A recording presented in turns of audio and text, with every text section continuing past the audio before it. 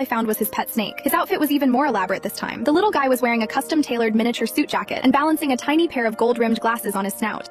Was he cosplaying as a bespectacled intellectual? No, wait, that wasn't the point. Where the hell was Asher? I finally realized something was deeply wrong. Was he really standing me up again? Just as the frustration began to boil over, I felt a soft pressure against my palm. I looked down and saw the very tip of the snake's tail. Tied neatly around the tail was a beautiful little ribbon, tied into a perfect bow. He looked exactly like a meticulously wrapped gift, impossible to reject. The little snake looked up at me with eyes full of pure, unadulterated sincerity. The moment I smiled, the entire snake slithered happily into my open hands. Oh, you sweet little thing. I finally understood. Asher wasn't just looking for a girlfriend. He was looking for a stepmother for his precious pet. I had a great personality, and I had proven my high tolerance for reptiles, so Asher chose me. He didn't show up because he wanted the snake to personally vet me. He was letting his pet choose his new mom. Asher really loved this animal. Well, if my job was to pamper the snake, I was going to be the best snake mom in the world. I dutifully straightened his tiny suit jacket, then carried him around the city. We walked through the botanical gardens and even caught a movie. I wanted to make conversation, but then I realized Asher had never actually told me the snake's name. Without a name, I decided to just call him Baby. Baby, do you like this park? The little snake nodded. Baby, do you want to go look at the pond? He nodded again, perfectly obedient. Baby, do you want to come home with me? The snake hesitated, but the hesitation lasted exactly 3 seconds before he started nodding so hard his glasses nearly flew off. Winning over the pet was basically winning over the billionaire. I was floating on cloud 9. I leaned down and pressed a kiss to the top of his scaly head. The little snake blushed a deep crimson and buried his face into my chest, making soft, happy little squeaks. Honestly, putting Asher's massive bank account aside for a moment, this little snake was incredibly cute, surprisingly handsome, wildly intelligent, and never tried to bite me. Spending the rest of my life taking care of him with Asher didn't sound like a bad deal at all. The snake rested perfectly still in my arms as I carried him back to my apartment. My phone remained completely silent. Asher was probably tied up with corporate billionaire stuff, so I sat on the couch with the snake and watched sports highlights until late. When it was over, I tucked him back into his luxury terrarium. Middle of the night. I was deep in sleep when a soft rustling sound near my ear woke me up. I groggily opened my eyes. The little snake had somehow crawled under my duvet and was sleeping soundly, curled up right against my chest with a look of absolute bliss. I gently poked him, his tail tip wrapped securely around my finger, like a child begging for affection. But as a responsible pet owner, I had to be safe. I grabbed my phone and searched online. Is it safe to sleep in the same bed as a pet snake? The internet firmly replied, absolutely never sleep in the same bed as a snake. I had to ignore his pleading, watery eyes. I picked him up by the middle and carried him back to the glass tank. He tried to wrap himself around my wrist, refusing to let go, but I gently detached him. Good babies have to learn how to sleep in their own beds. The little snake shivered, slithering into the furthest corner of the tank, coiling his body tightly and hiding his head. I turned to walk back to bed, but then I heard a faint, pathetic sniffling sound. I turned on the lamp and looked closer. The little snake was literally crying tiny, glassy tears, but even with the tears, he had to sleep alone. I was a chaotic sleeper. If I rolled over and squashed the billionaire's beloved pet, my dreams of luxury real estate would die with him. I couldn't just walk away while he was sad, though. I leaned over the tank, kissing his head and whispering sweet nothings. You are the best baby in the world. I know you can be brave and sleep by yourself. His little scaly body trembled slightly, but he finally uncoiled and settled into his warm hideout box. I could finally go to sleep. When I woke up, my phone screen was flooded with 99+ notifications and dozens of missed calls, all from Asher, spanning from 4 in the morning until just a few minutes ago.